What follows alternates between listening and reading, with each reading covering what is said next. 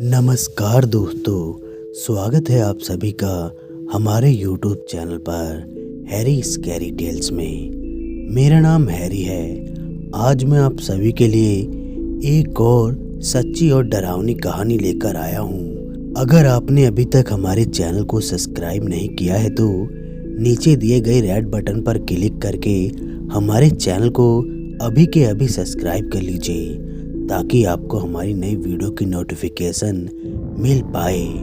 आज की कहानी हमें भेजी है अमित सिंह जी ने। तो चलिए दोस्तों, कहानी को शुरू करते हैं। जब भी मैं इस बात के बारे में याद करता हूँ तो मेरा लहू जमने लगता है और शरीर में एक सरसराहट दौड़ने लगती है। मुझे पहाड़ हमेशा से ही पसंद रहे हैं, इसलिए जैसे ही मेरा तबादला पहाड़ी इलाके में हुआ तो सबसे पहले मैंने अपने लिए एक घर देखना शुरू कर दिया। शायद मेरी किस्मत कुछ ज़्यादा ही बुलंद थी, इसलिए मुझे जल्दी ही अपने सपनों का महल मिल गया। उसे मकान न कहकर अगर हवेली बोला जाए तो ज़्यादा बेहतर है। 6 कमरे, एक गैराज, एक छोटा सा बगीचा, सभी कुछ तो था वहाँ। जब सब सही से निपट गया तो मैंने अपनी धर्म पत्नी को भी बुलावा दे दिया। वैसे आपको बता दूं कि मेरे परिवार में मैं, मेरी पत्नी सरोज और मेरी पत्नी का एक छोटा भाई विनोद और साथ में मेरी प्यारी 2 बिल्ली थी। सभी के आ जाने से जैसे घर में ताजगी आ गई हो। इतने बड़े घर को संभालने के लिए मुझे नौकरों की जरूरत थी। मैंने पास के गांव में जाकर 2 नौकरों का बंदोबस्त करने की सोची और अगले दिन मैं सवेरे ही पास के गांव चला गया। वो गांव काफी अजीब था। ऐसा लगता था जैसे लोग अपनी जिंदगी काट रहे हैं, जी नहीं रहे। एक अजीब सी मायूसियत उनके चेहरे पर छाई हुई थी।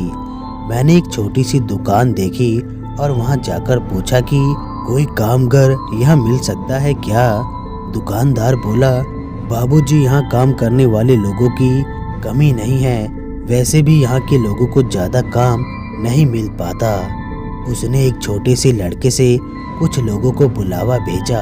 थोड़ी देर में ही काम करने की एक छोटी सी भीड़ मेरे इर्द गिर्द जमा हो गई। लेकिन जैसे ही मैंने उन्हें अपने घर का पता बताया तो बस जैसे सभी को सांप सूंघ गया हो। उन लोगों के चेहरे पर मैं डर देख सकता था। धीरे धीरे करके सारी भीड़ मेरे पास से हट गई। मुझे बहुत आश्चर्य हुआ। मैंने दुकानदार से इसका कारण जानना चाहा तो उसने बताया कि जिस घर में आप लोग रहते हो वहाँ बहुत साल पहले एक व्यापारी और उसका परिवार रहता था। वो काफी पैसे वाले थे। इस गांव के कुछ लोगों ने लालच में आकर उनकी और उसके परिवार की हत्या कर दी थी। उस परिवार में वो व्यापारी ही बचा था। उस व्यापारी ने गांव वालों से मदद की गुहार लगाई, लेकिन गांव में से किसी ने भी उसकी मदद नहीं की। वो व्यापारी जादू टोना जानता था। उसने उस घर और इस गांव पर टोकटा कर दिया। कहते थे व्यापारी ने अपने शरीर एक पिशाच को सौंप दिया है और तभी से गांव में अजीब अजीब घटनाएं शुरू हो गई। लोग मरने लगे। तब गांव के ही कुछ लोगों ने हिम्मत की और उस व्यापारी को वहीं जलाकर गाड़ दिया। मुझे पता था कि गांव में ये कहानियां आम होती हैं, इसलिए मैंने इन बातों पर ज़्यादा ध्यान नहीं दिया। मैंने दुकानदार से पैसे ज़्यादा बढ़ाने के लिए बोला और आखिर में मुझे काम करने के लिए लोग मिल ही गए। जब घर में वापस आया तो मेरी पत्नी सरोज घर की सफाई में व्यस्त थी। तभी अचानक विनोद कहीं से एक छोटा पुराना घड़ा उठा लाया और इससे पहले कि हम कुछ कहते वो घड़ा विनोद के हाथ से छूट गया और फर्श पर गिरकर टूट गया। घड़े का गिरना था कि एक चीख सी पूरे घर में गूंज गई और एक भयानक दुर्गंध आने लगी। हमने जल्दी से उस घड़े के टुकड़े और उसमें से निकली राख को समेटा और बाहर फेंक दिया। लेकिन मुझे पता नहीं था कि जो अनहोनी होनी है उसकी शुरुआत हो चुकी है। अंदर से लगातार गुर्राने की आवाज आ रही थी। मैंने जाकर देखा तो मेरी दोनों पालतू बिल्लियां आपस में लड़ रही थी। ये बहुत आश्चर्य था, क्योंकि आज से पहले मैंने उन्हें लड़ते हुए नहीं देखा था। लड़ते लड़ते दोनों आसपास घूमने लगी, जैसे कुछ ढूंढ रही हो। तभी अचानक दरवाजे पर तेज आवाज हुई और फिर धीरे धीरे सभी खिड़की दरवाजे तेज आवाज में बजने लगे। मैं भागकर बाहर आया और देखा कि एक भयंकर तूफान आ रहा है। ऐसा तूफान मैंने अपनी पूरी जिंदगी में नहीं देखा था। ऐसा लगता था जैसे कि तूफान सब कुछ उड़ा ले जाएगा। खिड़की दरवाजे अभी भी भयानक आवाज में बज रहे थे। मेरी दोनों बिल्लियां अभी भी गुर्राती हुई आसपास के दरवाजे पर अपने पंजे मार रही थी। सरोज और विनोद भी अंदर आ चुके थे। क्या डरावना मौसम है, मेरी पत्नी सरोज ने कहा। विनोद भी काफी डरा और सहमा हुआ था। बचपन से ही विनोद बोलने और सुनने में असमर्थ था। विनोद बार बार खिड़की से बाहर देख रहा था और डर रहा था।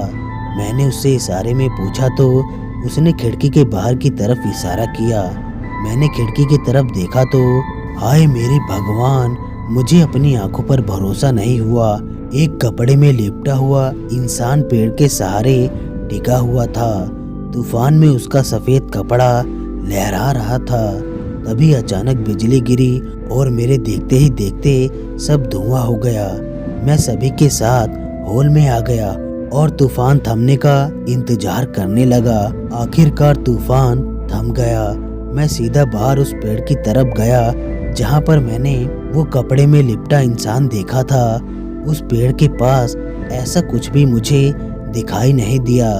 मैंने सोचा कि हो सकता है कि ये मेरा आंखों का वहम हो, लेकिन तभी मैंने वहाँ एक जला हुआ सफेद कपड़ा देखा। मुझे समझ नहीं आ रहा था कि ये सब एक वहम है या हकीकत है। मैं वापस घर आया तो एक और नई घटना मेरे सामने थी। किसी ने हमारे कमरे का सारा सामान उलट पलट दिया था। सारा सामान बिखरा पड़ा था। सरोज ये सब देखकर रोने लगी और कहने लगी कि ये घर मनहूस है, जरूर इस घर में कुछ बुरा है। लेकिन मैं इन सब बातों पर यकीन नहीं करता था। मुझे लगता था कि गांव वाले नहीं चाहते थे कि कोई भी यहाँ रहे, इसलिए ये ढोंग कर रहे हैं। उस रात हमने हॉल में सोने का फैसला किया। शाम होते होते एक धुंध सी चारों तरफ फैलने लगी। उस धुंध में एक अलग ही तरह की गंध थी। रात को काफी देर में मुझे नींद आई। अचानक एक चीख से मेरी नींद टूट गई। मैंने देखा कि विनोद काफी घबराया हुआ था और उसी खिड़की की तरफ देखते हुए बोला कि वो आ रहा है। मुझे बहुत आश्चर्य हुआ कि जिस इंसान ने कभी जिंदगी में कोई शब्द नहीं बोला, वो आज इतना स्पष्ट कैसे बोल रहा है। मैंने खिड़की की तरफ देखा तो वही कपड़े में लिपटा हुआ इंसान उसी पेड़ के सहारे खड़ा था। तभी अंदर से मेरी दोनों बिल्लियों के लड़ने और रोने की आवाज आने लगी। ये सब देखकर सरोज और विनोद बेतहाशा रोने लगे। मैं इतनी जल्दी घबराने वालों में से नहीं था। मैंने दोनों को डांटकर चुप हो जाने के लिए बोला। पूरा वातावरण एकदम शांत हो चुका था। मैंने खिड़की से झांककर देखा तो वहाँ कुछ भी नहीं था। अगली सुबह गांव में से वो दोनों नौकर हरी और मोहन आ चुके थे। मैंने उन दोनों को आसपास की झाड़ी साफ करने का हुक्म दिया। इसके बाद मैं विनोद से मिला तो उसे देखकर साफ जाहिर होता था कि उसे रात का कुछ भी नहीं पता। तभी बाहर से हरी की आवाज आई। वो मुझे कुछ दिखाना चाहता था। मैंने देखा कि झाड़ियों के बीच एक बड़ा सा गड्ढा बना हुआ था। मैंने कहा कि शायद किसी जंगली जानवर ने ये सब गड्ढा बनाए होंगे। मैंने उस गड्ढे का मुंह एक पत्थर से बंद करवा दिया। शाम तक कुछ भी अस्वाभाविक नहीं हुआ तो मैंने सुकून की सांस ली। लेकिन शाम होते होते फिर वही धुंध फैलने लगी। तभी सरोज ने आकर बताया कि विनोद को तेज बुखार हुआ है। मैंने देखा कि विनोद तेज बुखार में झुलस रहा है। रात में मैंने बाहर निकलना ठीक नहीं समझा, इसलिए हमने घर में ही रखी हुई दवाई का सहारा लिया। सरोज और विनोद के सोने के बाद मैं अपने लैपटॉप पर अपने ऑफिस का काम निपटाने लगा। कुछ देर बाद मुझे बाहर गुर्राने की आवाज़ आई। मैं भागकर बाहर आया तो मैंने देखा कि विनोद का शरीर पड़ा हुआ था और उसके शरीर से निकल रहे खून को मेरी दोनों बिल्लियां चाटने में मगन थी। मैंने तुरंत विनोद को उठाया और अंदर ले आया। उसका शरीर बर्फ के समान ठंडा पड़ चुका था और दोनों आंख बाहर की तरफ निकली हुई थी। विनोद की ये हालत देखकर सरोज ने रोना शुरू कर दिया। मेरे सोचने समझने की शक्ति जा चुकी थी। तभी मैंने विनोद के शरीर में हरकत महसूस की। ये देखकर मैंने देर नहीं की, कार निकाली और विनोद और सरोज को लेकर अस्पताल चला गया। विनोद को उन्होंने इमरजेंसी वार्ड में शिफ्ट कर दिया। सुबह डॉक्टर ने मुझे खबर दी कि विनोद अब खतरे से बाहर है। मैंने डॉक्टर का शुक्रिया अदा किया। तभी सरोज वहां आकर सिसकने लगी और उसने मुझसे कहा कि अब वो उस घर में एक दिन भी नहीं रहेगी। परिस्थितियों को देखते हुए मैंने भी वहां से निकलने का फैसला कर लिया और सरोज से कहा कि विनोद के ठीक होते ही हम वहां नहीं रहेंगे। अस्पताल में रात से दोपहर हो चुकी थी। तभी नर्स ने आकर बोला कि हम लोग चाहें तो घर जा सकते हैं, विनोद को यहाँ कोई दिक्कत नहीं होगी। मैंने सरोज से घर चलने के लिए बोला, लेकिन वो किसी भी कीमत पर नहीं जाना चाहती थी। मैंने अकेले ही घर आने का फैसला किया क्योंकि मेरे ऑफिस का भी कुछ ज़रूरी दस्तावेजों का काम बाकी था। मैं वापस घर आ गया। मैंने देखा कि कुछ और झाड़ियाँ भी साफ हो गई हैं। इसका मतलब कि हरी और मोहन आए थे। लेकिन ये देखकर मुझे बहुत गुस्सा आया कि उस गड्ढे का मुंह फिर से खुला हुआ था। हॉल में आकर मैंने लैपटॉप ऑन किया और अपने काम निपटाना शुरू कर दिया। सब कुछ एकदम शांत था। काम निपटाते निपटाते शाम हो गई थी और बाहर फिर से धुंध छाने लगी थी। इन सब चीज़ों से ध्यान हटाने के लिए मैं फिल्म देखने लगा। फिल्म को देखते देखते मुझे एहसास हुआ कि ये फिल्म ना होकर मेरी ही जिंदगी पर्दे पर दिखाई जा रही हो। थोड़ी ही देर में फिल्म में वो सीन भी आ गया जिसमें किराएदार टीवी के सामने बैठा था। मैं फिल्म को और भी गौर से देखने लगा। मैं ये जानने के लिए जिज्ञासु था कि आगे क्या होता है। तभी पिक्चर में बिजली कड़कने के साथ बारिश होने लगती है और वो मुझे यकीन नहीं हुआ। मैंने देखा कि बाहर एक जोरदार आवाज के साथ बिजली कड़कने लगी और उसके साथ ही बारिश की बूंदों के गिरने की आवाज भी साफ सुनाई पड़ने लगी। उसके बाद पिक्चर में कोई दरवाजे को तोड़ने की कोशिश कर रहा था और तभी एक तेज आवाज के साथ टीवी बंद हो गई। मुझ में बहुत हिम्मत थी और मैं जल्दी ही घबराने वालों में से नहीं था। तभी मैंने एक जोरदार आवाज सुनी। शायद कोई दरवाजे को तोड़ना चाहता था। ये बिल्कुल ऐसा ही था जैसे पिक्चर में देखा था। और तभी एक आवाज के साथ दरवाजा टूटने की आवाज आई। मेरी हालत ऐसी हो चुकी थी जैसे मेरे शरीर से सारी ताकत निचोड़ ली हो। बाहर जो भी था वो अंदर आ चुका था। मैं उसके सरकने की आवाज सुन सकता था। वो धीरे धीरे हर कमरे के दरवाजे को तोड़ रहा था। शायद उसे मेरी ही तलाश थी। मैं चिल्लाना चाहता था लेकिन मेरे गले से आवाज नहीं निकल रही थी और ना ही मेरे पैरों में चलने की शक्ति बची थी। लगता था कि किसी ने मुझे उस कुर्सी से बांध दिया हो। वो आवाज धीरे धीरे पास आती जा रही थी। अब मैं उसकी सांसों की आवाज भी सुन सकता था। मैंने कुर्सी से उठकर भागने के लिए अपनी पूरी शक्ति लगा दी और मैं कुर्सी से नीचे जा गिरा। मेरे गिरने की आवाज से उसे शायद ये एहसास हो गया था कि मैं कहाँ हूँ और मैंने देखा कि कोई है जो मेरे कमरे के दरवाजे को खोलने की कोशिश कर रहा है। मेरी आंखों से आंसू निकल रहे थे और मैं वहाँ से सरक सरक कर निकलने के लिए अपनी पूरी कोशिश कर रहा था कि तभी तेज आवाज के साथ मेरे कमरे का दरवाजा टूटकर दूर जा पड़ा। वो दरवाजा तोड़कर अंदर आ चुका था। मैं नहीं जानता कि वो इंसान था या जानवर। उसकी लंबाई तकरीबन 8.5 फुट रही होगी। उसका अधिकतर जिस्म बालों से ढका था। अपने बड़े विशाल नाखूनों को आगे किए वो धीरे धीरे मेरी तरफ बढ़ रहा था।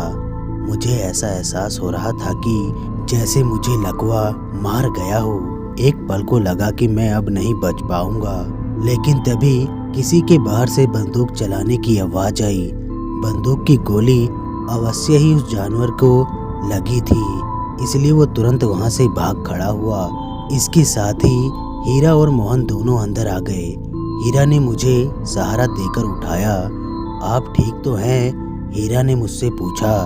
मेरे हलक से आवाज नहीं निकल पा रही थी। तभी मोहन ने मुझे पानी लाकर दिया। पानी पीकर मुझ में कुछ हिम्मत आई। बाहर कुछ और लोग भी थे, हमें उसे ढूंढना होगा। वो ज्यादा दूर नहीं गया होगा, उसके खूनों के निशान भी यही हैं, हरिया ने कहा और ये कहकर वो बाहर निकल गया।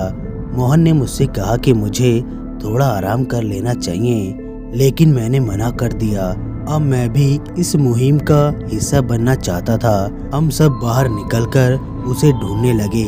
उसके शरीर से निकले खून के धब्बे भी एक जगह आकर खत्म हो गए थे। उसे यहीं आसपास होना चाहिए था, मोहन ने कहा। मुझे बार बार यही एहसास हो रहा था कि वो कहीं आसपास ही है। ढूंढते हुए मैं उसी गड्ढे के पास पहुंच गया। मैंने वहां पर वैसी ही दुर्गंध महसूस की जैसे मैं घर के अंदर महसूस करता था। मेरे पास एक तेज रोशनी करने वाली टॉर्च थी। मैं उसके द्वारा उस खड्डे में देखने की कोशिश करने लगा। तभी अचानक अंदर से 2 हाथ निकले और उन्होंने मुझे अंदर घसीटना शुरू कर दिया। मैं सहायता के लिए चिल्लाने लगा। मैं उसके हाथों से बचने की भरपूर कोशिश कर रहा था।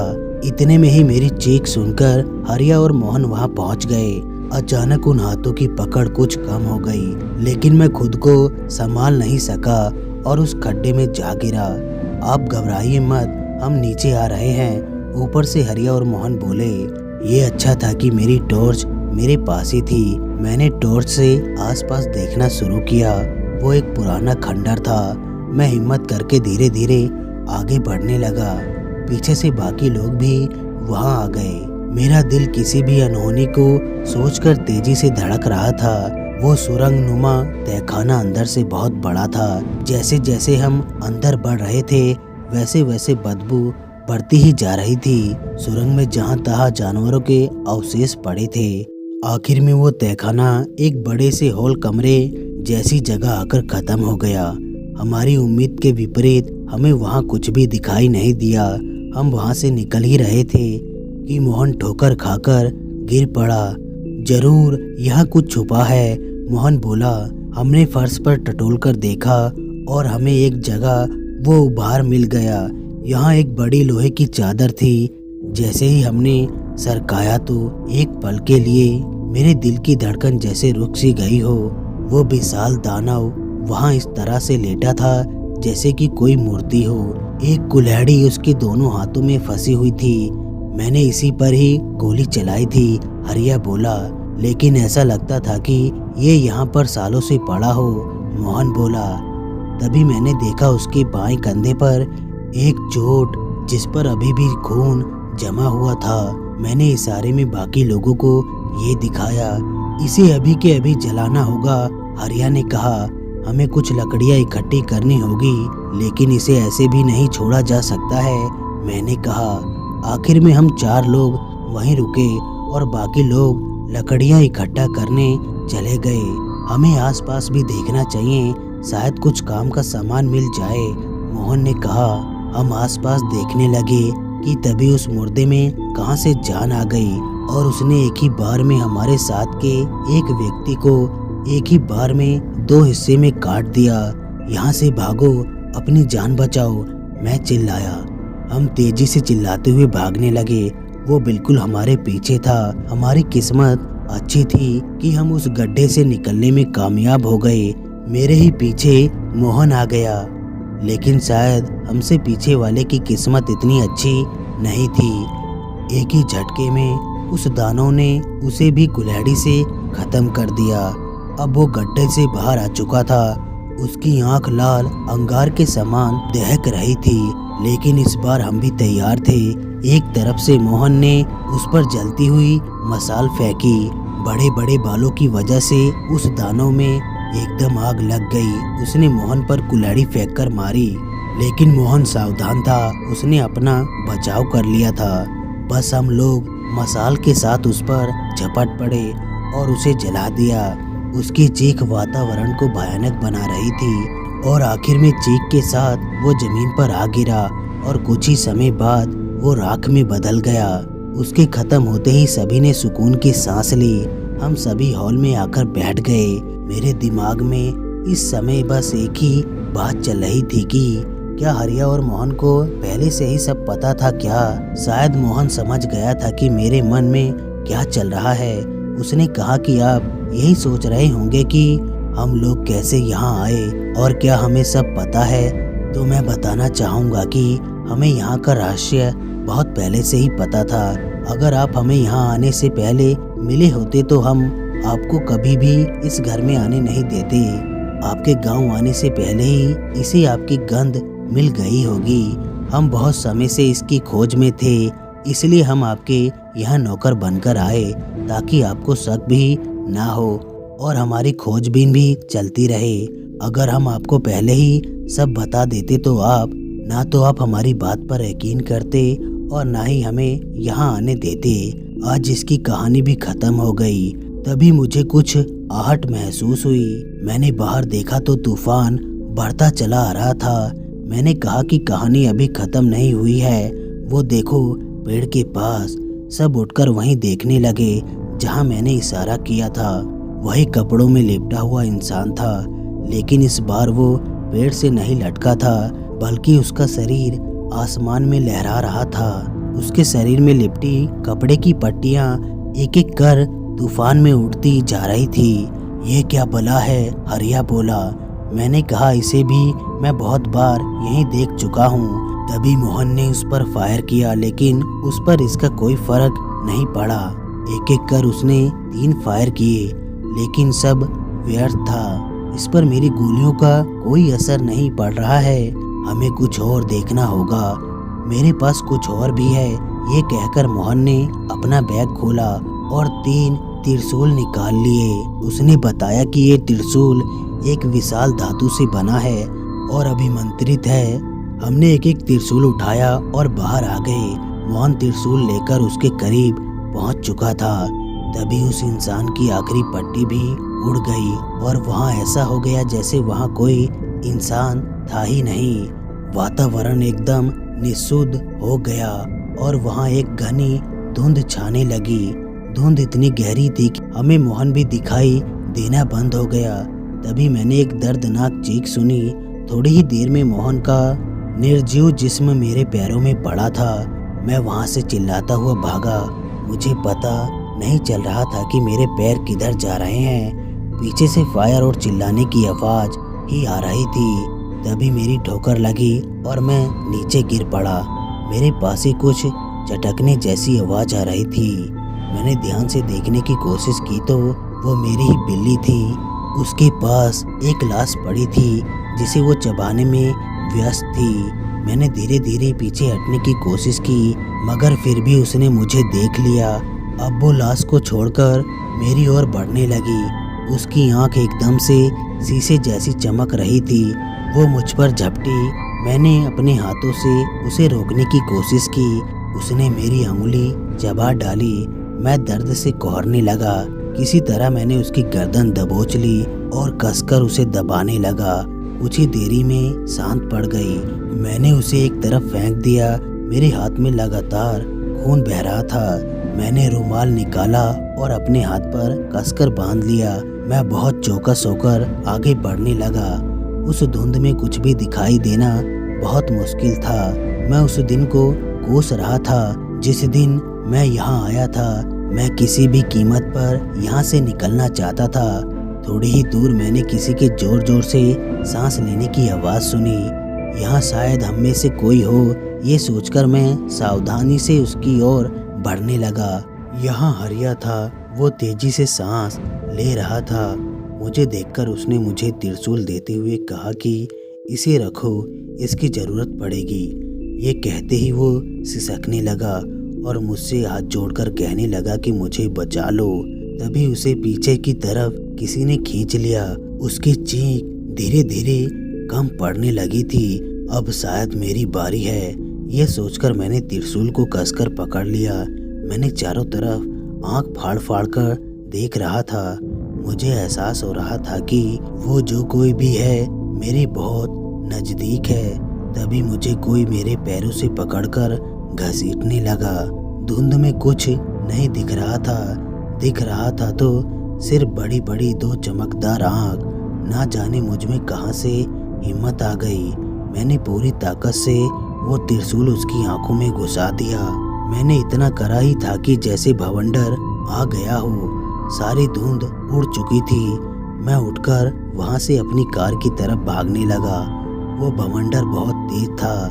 मैं कार में बैठा और अपने हाथ के दर्द की परवाह न करते हुए पूरी स्पीड से अपनी गाड़ी निकाल ली।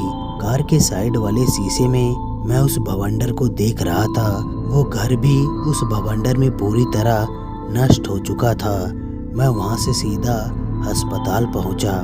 मेरी पत्नी सरोज ने जब मेरी ये हालत देखी तो उसने मुझसे कारण जानना चाहा। मैंने अपना छोटा सा एक्सीडेंट होने का बहाना बनाया। विनोद कैसा है, मैंने पूछा। वो अब बहुत बेहतर है, सरोज बोली। देखो जी, अब हम उस घर में नहीं रहेंगे, सरोज बोली। मैंने कहा हाँ, अब हम वहाँ नहीं जाएंगे। मैं आज ही अपनी नौकरी से त्याग पत्र दे रहा हूँ। ये कहते हुए मैं टीवी पर वो समाचार देखने लगा जिसमें आ रहा था कि पहाड़ी पर बना एक घर नष्ट हो गया। अब तक 4 लाश बरामद हो चुकी हैं। मैंने सोचा कि शायद मेरी किस्मत में ही बचना लिखा था, इसलिए मैं यहाँ हूँ। तो दोस्तों, कहानी बस यहीं तक थी। कहानी आप लोगों को कैसी लगी लाइक और कमेंट करके ज़रूर बताएं और साथ में हमारे चैनल को भी सब्सक्राइब कर लें। हम आपसे मिलते हैं अगली वीडियो में। तब तक के लिए धन्यवाद दोस्तों।